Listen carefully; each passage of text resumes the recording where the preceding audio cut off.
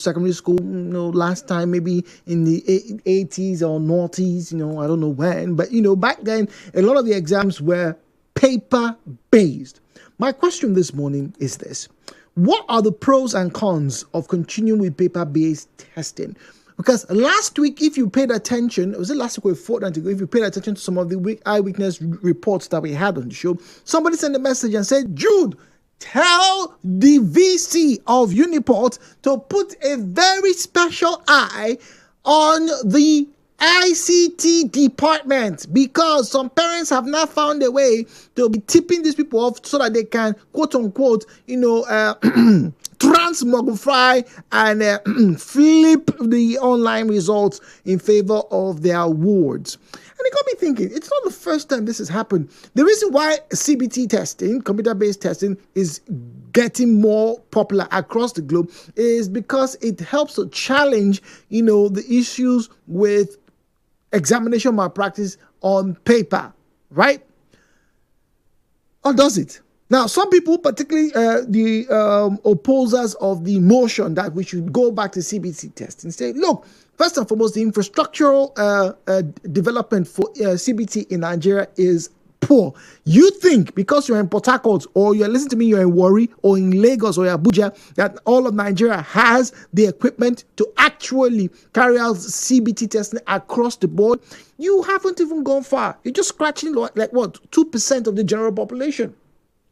But for me, the biggest concern when it comes to paper-based testing is that when I was in Unimed and also in Uniport, we heard and we got to even see it. This one I can confirm.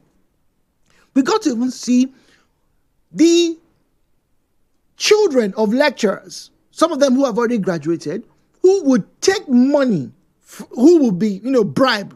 We used to call it runs, right? Who would take money, right, from students, at that time, 5,000, 10,000, right? Then they will go to their mommy's or their daddy's bedroom, because that's where the exam scripts are. Mommy and daddy love their children. And then they will look for the script with the math number. This guy, do well. Phew! They take a new script because their parents are lecturers, so they have those papers. And then they will go about rewriting the same very, very, very, very difficult exam in favor of that person. And when they come out, you had the B, you had the C, and they say, let's investigate this person's result. His CA was not good, but see what he did. And the lecturer brings the script and say, but look, his script, he got this. And it wasn't even for the written examinations. It was even for the options, what we call objective those days. All you had to do was just have your math number. Somebody will go to the lecturer's house. Sometimes even the lecturers, what they call a course rep, they will clean it. Stamp BAC5. And before you know, you have an A. A lot of you, listen to me, you did this in school. So, what then, ladies and gentlemen, if we are to do the I beg to differ debate style, what then are your strong arguments for and against paper-based testing? The views and opinions shared on this program do not represent the position of Nigeria Info FM. Nigeria Info, let's talk.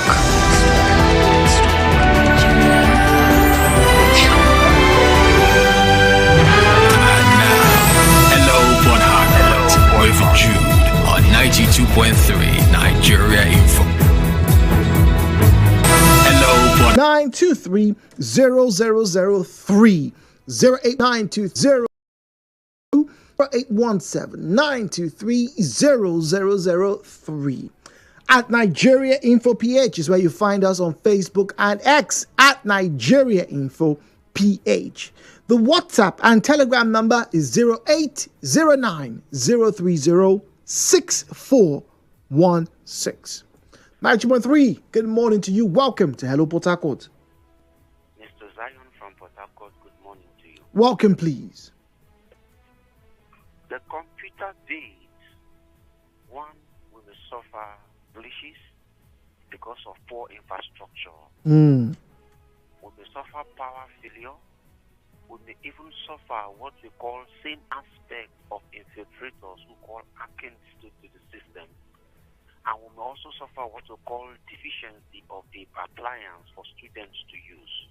And above it all, sir, the timing process is very poor, and the access to option or view other options of the question before coming up to the first one will also be an issue.